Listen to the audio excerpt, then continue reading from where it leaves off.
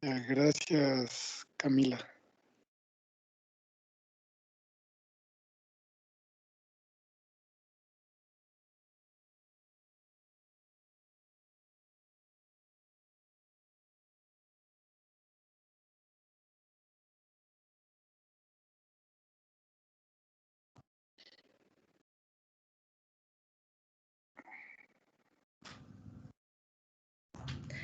Listo, entonces, buenos días compañeros, buenos días arquitecto. Nosotros somos el grupo número 3 y vamos a exponer sobre los materiales, instrumentos y recursos gráficos sacado del libro de texto de dibujo a mano alzada para arquitectos.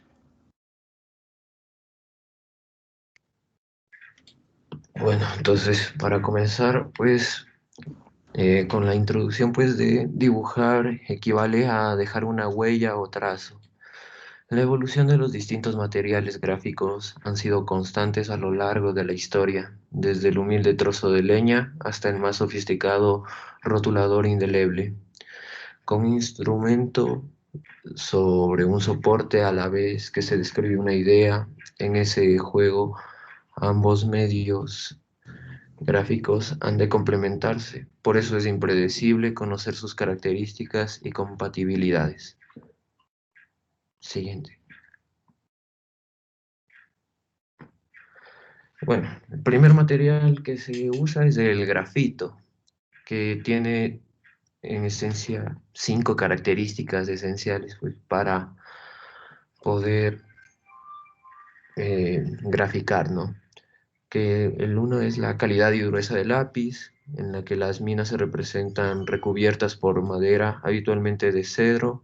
Mientras más carbón tenga en las minas, tendrá más resistencia y por lo tanto más durabilidad. Y por lo general se usan en la escala de 3H y 3B, aunque suele haber también hasta 9H y 9B. También hay la calidad en la línea, calidad de la línea. A mayor dureza del trazo se vuelve más fino y gris, lo cual es adecuado para esas presentaciones que se basan en líneas y trazos continuos. También la importancia del grosor de las minas, que son más comunes las que tienen 2 milímetros de grosor.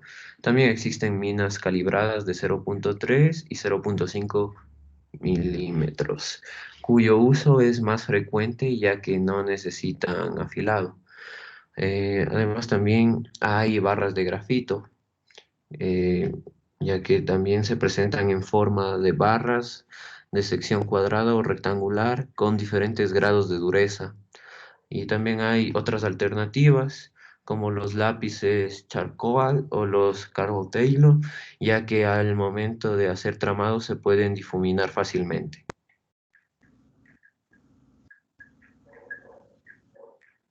También hay otro factor como es la tinta, ya que se puede usar la pluma estilográfica, que es para hacer apuntes rápidos o bocetos en lugares poco habituales.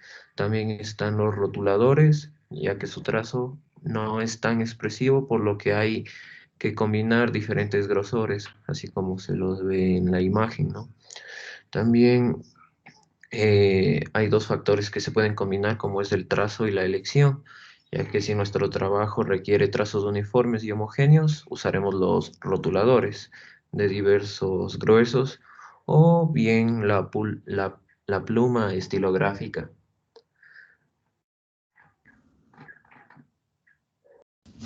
Bueno, eh, a mí me tocó el tema de el papel. Bueno, el papel es un soporte universal, como ya podemos conocer, es un soporte en el que nosotros podemos plasmar con lápices, marcadores, acuarelas y diferentes instrumentos que tenemos a disposición. Entonces, tenemos primero la calidad del papel, que es dependiendo a su gramaje. También tenemos los tipos, que pueden ser translúcidos o como pueden ser opacos. Tenemos también lo que son los cuadernos, que ya no, o sea, en sí ya no vienen como que las hojas sueltas, sino que ya vienen con su anillado y su pasta.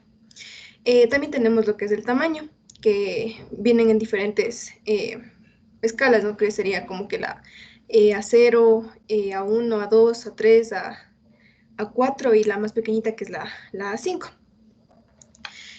Bueno, tenemos lo que son los accesorios y complementos, que tenemos lo que son los borradores, como su palabra lo dice, ¿no? Nos ayudan a borrar líneas que ya no son útiles o que no nos sirvan, o que se nos fueron de más las líneas, ¿no? Si tenemos que hacer algún dibujo.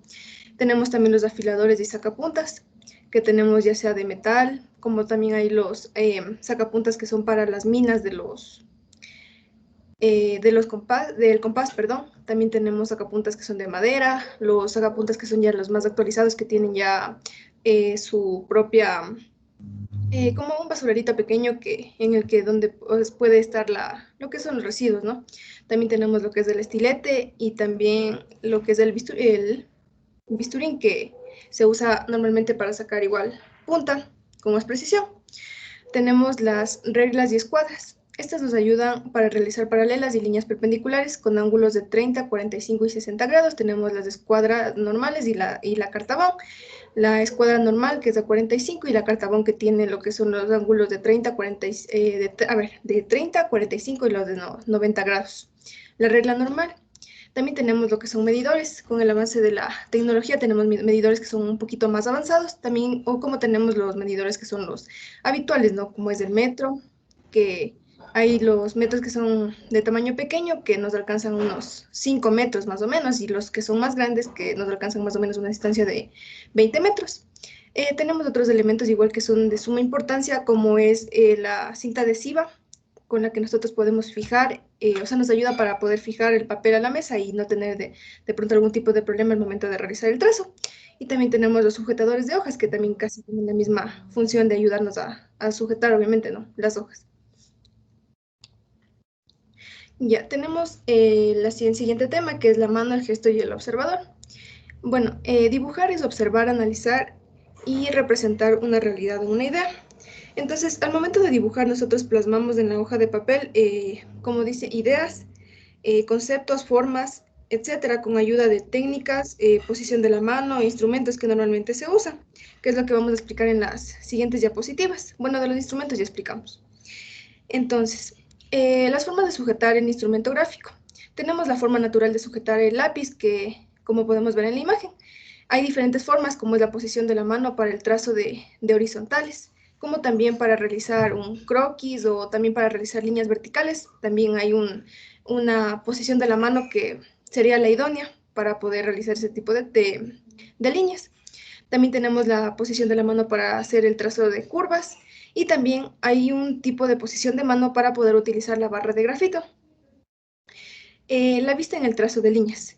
Es muy importante conocer que la mano y la vista deben conjugarse para poder evitar tener una línea torcida, que es lo que no se quiere en un trabajo o en alguna dibujo que nosotros queremos plasmar. Tenemos también las estrategias. Nos podemos ayudar de varias estrategias de ayuda en el caso de largas líneas de encaje. Como podemos ver en la imagen, bueno, la persona que dibujó esto pues ha ayudado haciendo recuadros pequeños en el que se puede facilitar realizando estas curvas, como podemos ver ahí. Como digo, con la ayuda de los cuadros pequeños que ha hecho esta persona. Ese sería un tipo de estrategia. Posición y postura del cuerpo. Tenemos que posicionarnos de preferencia sentados o de pie, siempre estableciendo puntos de apoyo, ya que el papel debe sujetarse firmemente para evitar que se doble. Por esta razón también es necesario colocar en una base dura y rígida como base. Tenemos la forma más idónea, que es sentado, para dibujar un croquis. Si no tenemos algún lugar en donde sentarnos, podemos apoyar alguna parte de nuestro cuerpo en algún lugar, ya sea un muro, una pared, etc. Otra forma también de posicionarnos para nuestra mayor comodidad es como que teniendo una base para nosotros poder apoyar nuestro papel, obviamente sobre una base más rígida en la que podamos dibujar correctamente. También para realizar algún tipo de croquis necesitamos desplazarnos y por ende tomar medidas. También conviene mucho ubicarse en un lugar cómodo y protegido, tal vez por condiciones climáticas y todo ese tipo de cuestiones. Bueno, con respecto para trazar verticales y horizontales, una técnica súper buena y de gran ayuda es apoyando la mano sobre el borde del tablero y como que deslizándole para poder tener una correcta línea que no sea torcida. Ya, tenemos el alfabeto gráfico, su riqueza y complejidad. Bueno, el dibujo arquitectónico es la suma de una serie de trazos más o menos lineales sobre un papel. La línea y el alfabeto gráfico. Dibujar es como escribir, con la única y grande diferencia que en vez de usar palabras que formen algo que den un significado, usamos líneas para describir cualidades de objetos, como podemos ver aquí. Nos hace referencia como que a unos troncos de unos árboles. Acá tenemos como que podemos dibujar o representar tal vez una pared, ya sea de ladrillo o de bloque, césped, piedra y muchas cosas más. Que bueno, esto ya viene a ser con respecto a la textura, que próximamente igual ya mi compañera les va a explicar. También tenemos los tipos, que vendría a ser. Utilizaremos distintos tipos de líneas, como son las continuas, o bien son de encaje o representan aristas o bordes. Las discontinuas a trazos o puntos, estas indican aristas o bordes ocultos o proyectados, y las discontinuas a puntos o trazos que expresan ejes de simetría o composición, como se puede ver en la imagen de abajo. También tenemos el valor de la línea. Entonces, con respecto a un croquis, al ser una representación más convencional, el alfabeto gráfico debe usarse con mayor rigor, asignando valores en las líneas dependiendo su importancia, como ya vimos. O sea, aquí ocupan líneas un poquito más marcadas, líneas un poquito menos marcadas, también líneas discontinuas, líneas entrecortadas, y bueno, dependiendo de la importancia de cada una. Listo, yo comienzo con el tema de tramas, en este caso tramas y la mancha. En la percepción de la realidad, el tono de un objeto, su color, textura, sombreado y el contraste tienen mucho que ver cuando lo vamos a representar en un dibujo. Por ejemplo, en dibujo y en pintura se representan con blanco y negro a la oscuridad y a la iluminación total. Y también podemos utilizar colores en ese caso, pero también podemos hacerlo mediante líneas, en este caso por yuxtaposición y superposición. Yuxtaposición sería colocar una línea al lado de otra y superposición una línea encima de la otra, logrando así un tipo de sombra que también ya vamos a explicar más después. Esto, las tonalidades. El tono de un material es la cantidad de blanco o negro que contiene de un matiz. Diferenciamos el tono propio del tono que se puede percibir del ambiente. En este caso, el tono propio se lo puede conseguir viendo fijamente el elemento, mientras que el tono del ambiente se lo consigue entornando los ojos, viendo hacia todas partes, para lograr obtener el mejor resultado. El tramado por acumulación de trazos, como les iba diciendo, están por yuxtaposición y superposición. En este caso tenemos dibujos de contorno, donde las líneas definen sus bordes o aristas, como en este ejemplo que tenemos acá, de este edificio que solo tenemos líneas y definen literalmente el borde. Es como un borde imaginario, ya que no están unidas, solo están puestas una al lado de la otra, yuxtapuestas, por así decirlo, y nos dan la forma del edificio. Y dibujos de mancha, donde todo se representa por cambios de tono. En este caso, nosotros utilizamos una escala de grises similar a la que se usa en fotografía, en las fotografías antiguas más bien, y vamos desde el negro, que sería la oscuridad total, hasta el blanco como la iluminación total, perdón. En los croquis las tramas siempre son complementarias, pueden estar como no pueden estar, y en los bocetos a mano alzada o apuntes la trama es más libre, tendiendo a ser un poco realista. Listo, técnicas de tramado. El tramado más simple es el direccional, que se divide en dos tipos, son los dos primeros de aquí. El unidireccional, que se obtiene por la disposición de líneas una al lado de otra, líneas yuxtapuestas de idéntico valor, con una separación variada, dependiendo de la distancia a la que esté el elemento del observador. Como por ejemplo en este cilindro de aquí, tenemos aquí unas líneas que están más separadas que las que están hacia la derecha donde está puesta la sombra. Tenemos las líneas multidireccionales, que se obtienen por la disposición de líneas una encima de las otras o superpuestas con orientación diferente. En este ejemplo tenemos el gráfico que está aquí arriba y tenemos unas líneas encima de la otra para lograr obtener la oscuridad total y la iluminación. También tenemos en técnicas de tramado el puntillismo, donde solo vamos a utilizar puntos, y el heterogéneo, que se obtiene con trazos libres, ahí ya a criterio personal. Registros de uniformidad en el tramado. La uniformidad tenemos que se reproduce un mismo tono en toda su extensión, como en la imagen superior. se necesita un montón de práctica porque la mancha o la textura que vamos a realizar o el tramado, si lo vamos a hacer en un espacio demasiado grande, se necesita un montón de paciencia, ya que como pueden ver son demasiadas líneas y va a tomar un montón de trabajo y tiempo y es muy complejo. Por eso también tenemos el registro de gradiente, donde se reproduce una escala total acotada, y esta técnica es compleja, sí, pero es mucho más fácil y toma menos tiempo, ya que podríamos decir que las líneas son un poco a libertad y a criterio propio para lograr tener las escalas y los tonos de colores según la iluminación del espacio. Texturas.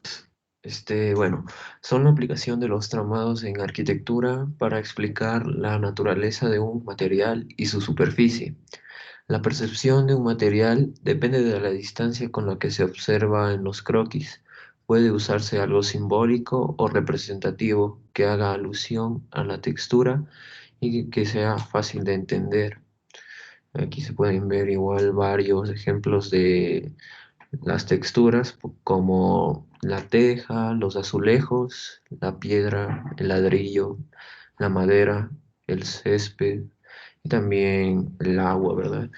Y también hay las representaciones en perspectiva, en la que los dibujos en perspectiva, pues el proceso es continuo.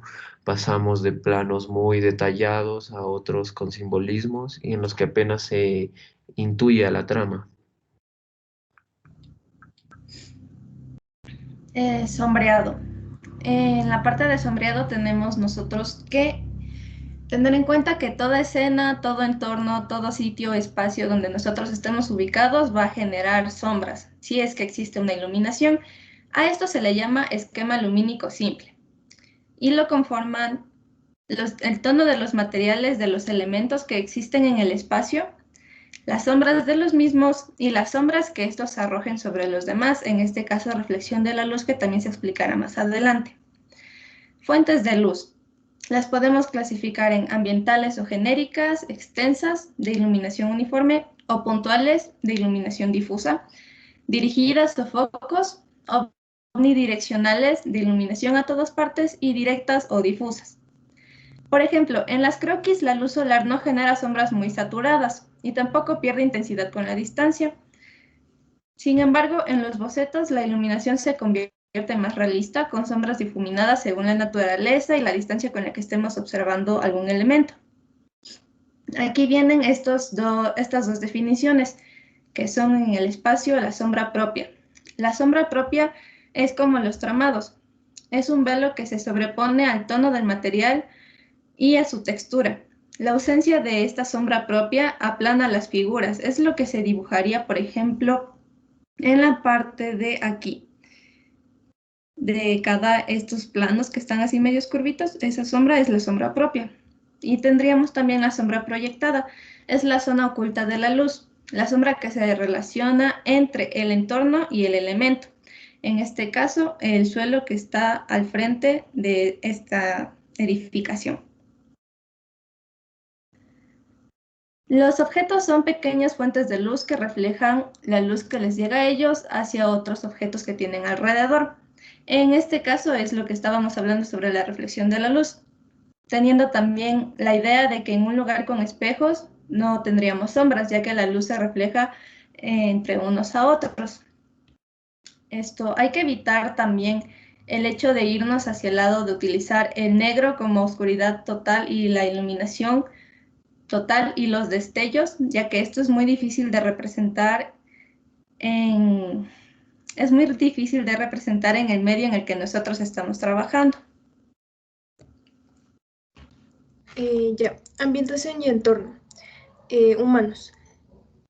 Para dibujar a un humano primero se dibuja el esqueleto. Bueno, hoy en día tenemos cánones como el del hombre adulto, que comprende la altura de 7 u 8 cabezas, 2 de anchura, 3 sus brazos, 4 las piernas, 2 hasta las rodillas y el pubis que se encuentra en la mitad. Bueno, en la imagen que podemos ver ahí, esta imagen tiene un efecto de profundidad. Se puede ver que las personas que están en el primer plano tienen un tamaño considerable, a diferencia de la persona que está en el segundo plano, es por el mismo efecto de profundidad que causa el dibujo. Y en sí se podría decir que tienen el mismo tamaño. Bueno, tenemos las plantas. Primero se dibuja el tronco y ramas para después hacer su fronda o masa. Hay tipos básicos como la radial. Tenemos aquí una imagen de ejemplo. Tenemos la radial, circular, piramidal o en columna, que tiene una textura en sus hojas, apreciable o no. La lógica de crecimiento es desde el suelo hacia arriba. Cuando dibujamos un conjunto debemos usar los mismos criterios antes mencionados. Podemos ver ahí la complejidad del dibujo, ¿no? Podemos ver un dibujo desde más sencillo hasta uno ya un poquito más complejo, que ya es con la sombra. Tenemos también los vehículos y mobiliario. El mobiliario y los vehículos representan el uso de los espacios, entonces debemos evitar hacerlos como que muy a detalle o muy realistas, para no como que socavar el dibujo arquitectónico.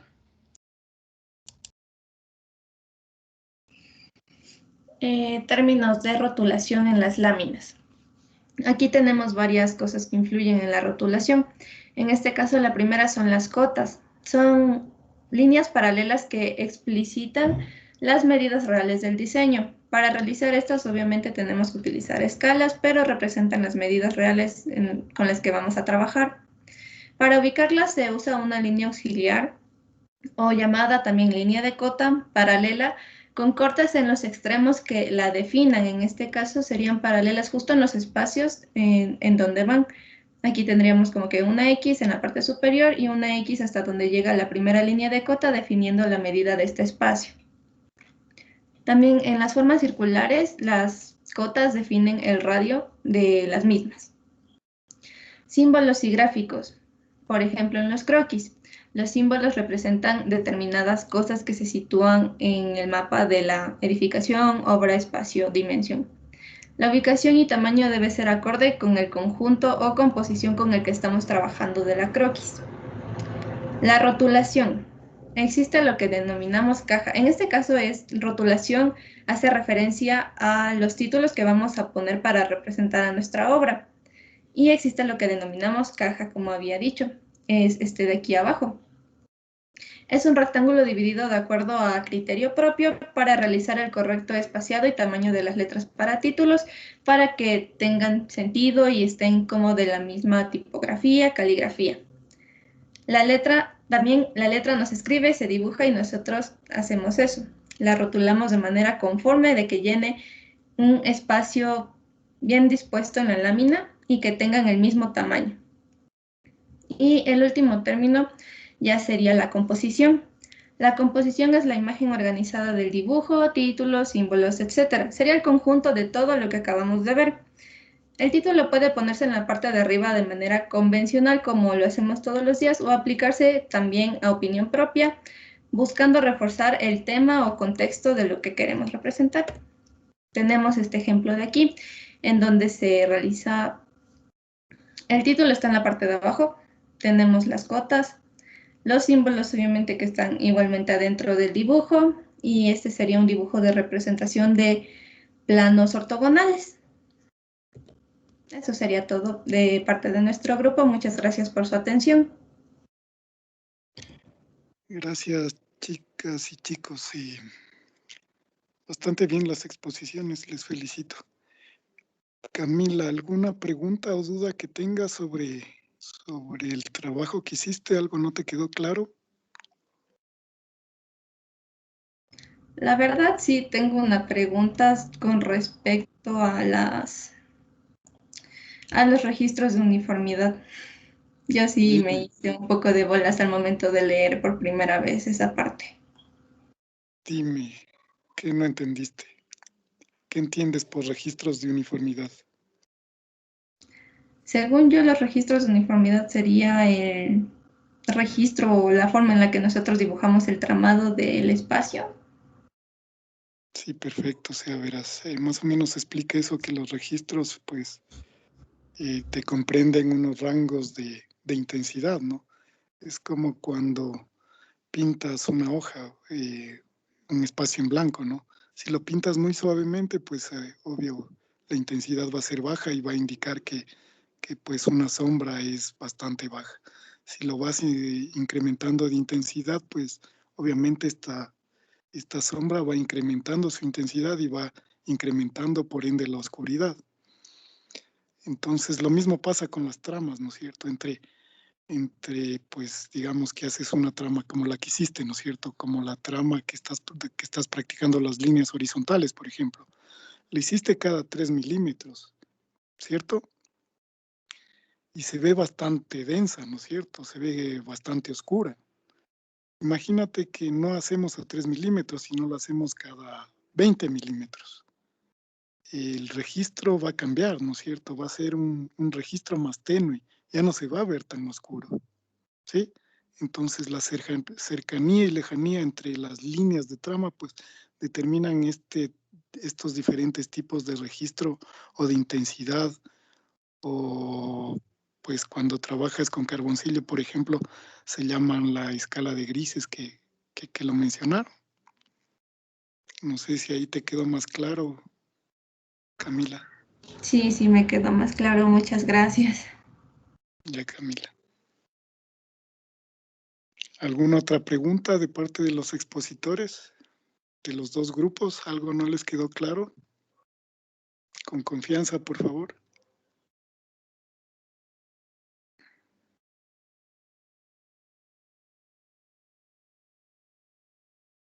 Emerson, No, profe, todo bien, todo claro. seguro. Sí, profe. A ver. ¿Y cuál es, por ejemplo, si yo te pregunto, Emerson, ¿para qué sirven las texturas? ¿Cuál sería tu respuesta?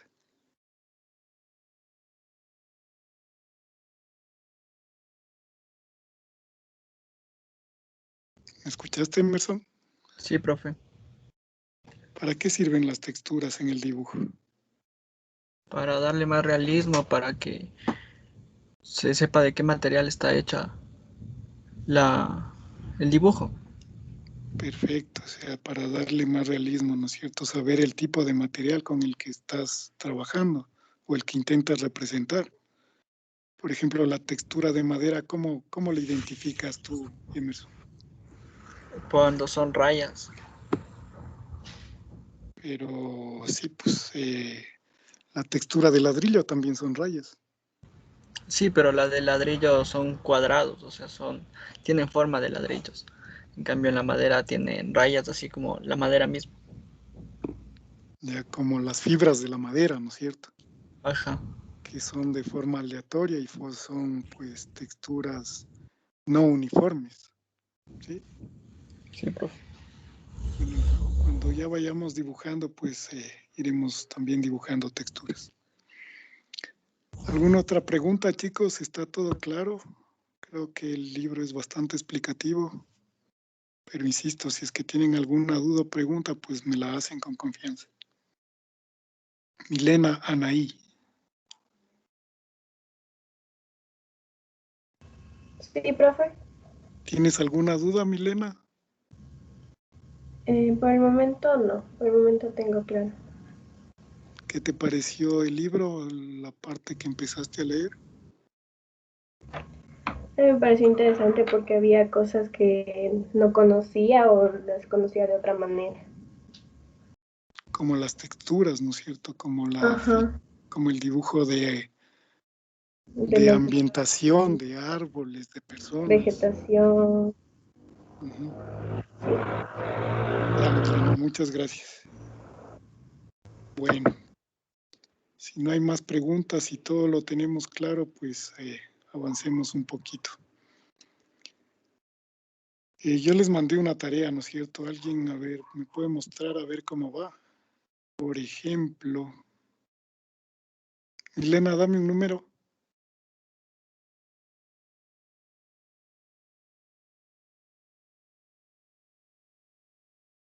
Aló, Milena. Ya, perdón. El 12. 4, 5, 6, 7, 8, 9, 10, 11, 12. Dylan Omar.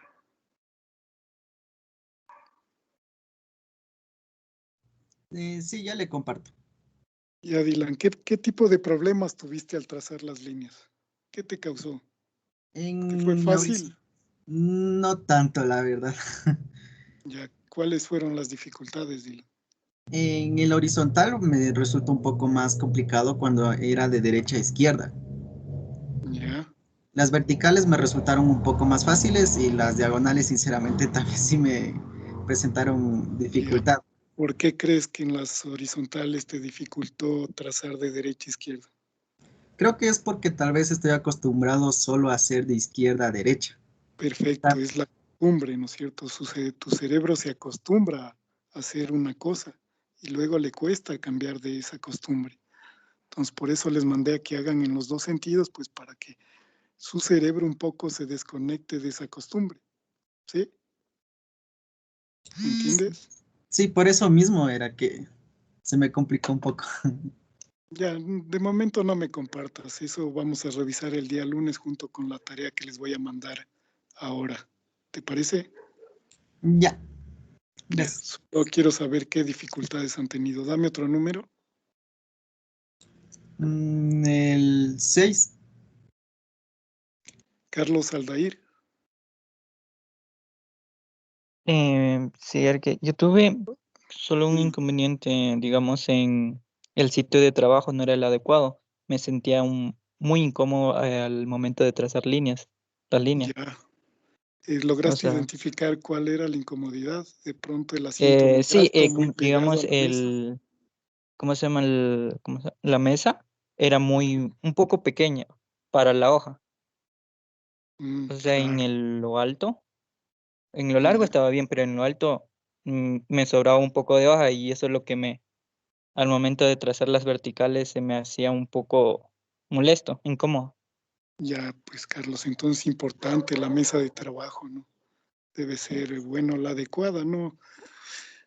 De momento, pues no sé, si ya puedan irse comprando una mesita técnica de dibujo, pues ayuda muchísimo. Pero si no, pues hasta mientras, pues vean una mesa adecuada de trabajo, que puede ser la misma mesa del comedor, que es más grandecita, ¿no? Ahí sí les Mm, toca adecuarse o verse una mesa adecuada. sí, arquitecto, gracias. Dame un número, Carlos. El 1. Alessandro David.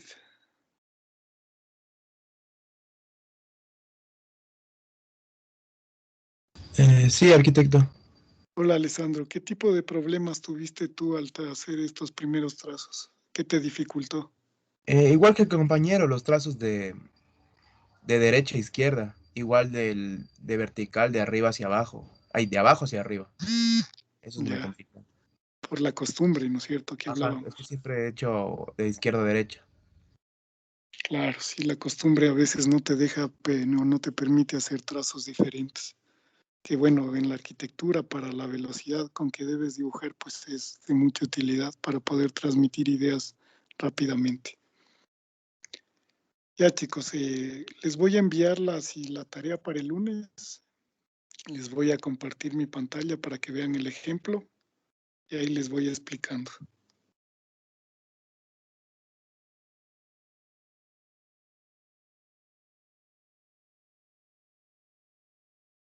¿Ya pueden ver mi pantalla? ¿Me confirman? Sí, arquitecto. Sí, arquitecto. Ya, gracias. Ya, los ejercicios para el lunes primero vamos a hacer pues igual, son en doble carilla, ¿no es cierto? En las dos caras. Y el primer ejercicio vamos a trazar cuadrados. Vamos a empezar con un cuadrado pequeño de 3 milímetros al centro y de igual forma nos vamos separando 3 milímetros y vamos incrementando el tamaño de los cuadrados hasta completar la lámina. Obviamente como la lámina es rectangular, pues llegará un punto en el que el cuadrado ya se termina y les va a quedar espacios a los dos costados. Así que esos espacios los complementan con líneas verticales, por favor. La lámina tiene que estar totalmente llena. Ese sería el primer ejercicio. El segundo ejercicio lo vamos a hacer, la idea es la misma, empezar al centro e ir aumentando de tamaño hasta terminar la lámina. Y la figura será triángulos. Entonces serían dos ejercicios, cuadrados, triángulos y un tercero que sería en base a círculos.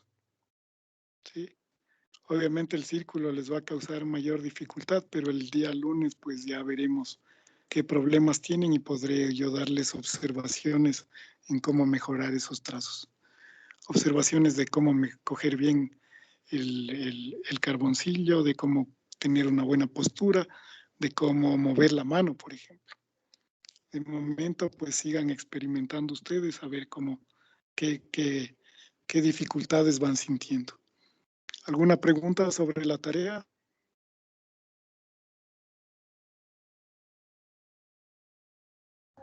Sí, disculpe, ¿cuántas repeticiones nos dijo? Es que no escuché bien. Es una lámina a doble carilla de cuadrados, otra lámina a doble carilla de triángulos y otra lámina a doble carilla de círculos. No sé si con eso respondo tu pregunta. Sí, gracias. Ya, gracias a ti. ¿Alguna otra pregunta? Sí, arquitecto, una pregunta. Brian, con respecto a lo del nombre, entonces la pregunta era si es que tenemos que poner el nombre en las dos carillas o solo en la una. Porque yo en la tarea que le entregué le puse en las dos, no sé si habrá algún problema. No hay problema, pero como es en la misma lámina, no tendría inconveniente en que solo lo pongas en una carilla. Ya, arquitecto, muchas gracias. Ujú. Arquitecto, otra duda. Dime, Donovan. Verá, como digo, el cuadrado se va a cerrar y lo complementamos con líneas verticales. En el triángulo sería con líneas inclinadas y Sí, también y en el círculo con líneas curvas. perfecto, exactamente. O sea, no puede quedar espacios en blancos. Vas complementando con líneas oblicuas o con líneas curvas hasta terminar la lámina. Y ya, listo. Gracias por tu pregunta, Donovan. ¿Alguna otra duda, chicos?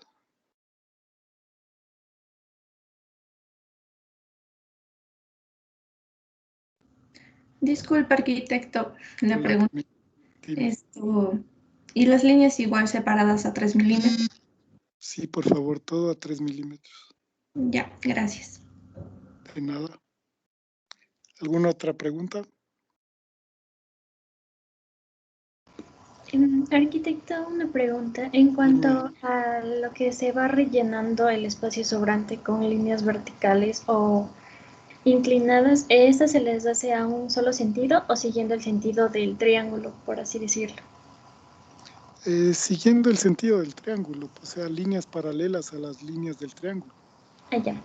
Ya solo era eso. Muchas gracias. Y igual, la misma sugerencia, por favor, si el primer triángulo lo trazan en sentido de empezando de izquierda a derecha, el segundo, por favor, háganlo al sentido contrario, de derecha a izquierda, en el otro sentido. Insisto, para que su cerebro vaya perdiendo esa costumbre y se vaya adecuando pues a trazar en todos los sentidos. Eso ayuda muchísimo en la carrera. Recomendación. Ya chicos, el día lunes sí, pues será una clase netamente práctica. Por favor, ahí sí acomódenme bien las cámaras para ver cómo están trazando. Y ahí sí que ver sus láminas y sus ejercicios para ir viendo qué errores estamos cometiendo. ¿Alguna otra duda o pregunta que tengan?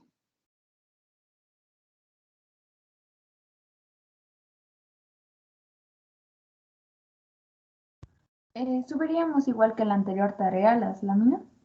Sí, por favor. Pero igual las vamos a revisar en vivo, ¿no?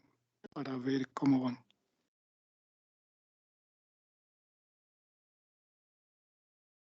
Listo, gracias. ¿Alguna otra pregunta, chicos?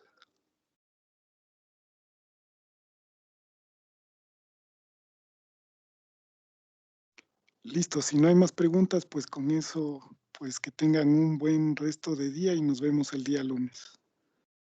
Cuídense mucho y pues un buen día. Gracias, Gracias por su arquitecto. presencia. Gracias. Gracias, arquitecto. Gracias. Gracias, arquitecto. Hasta luego, chicos. Chao. Gracias, Gracias, arquitecto. arquitecto. Chao, chicos.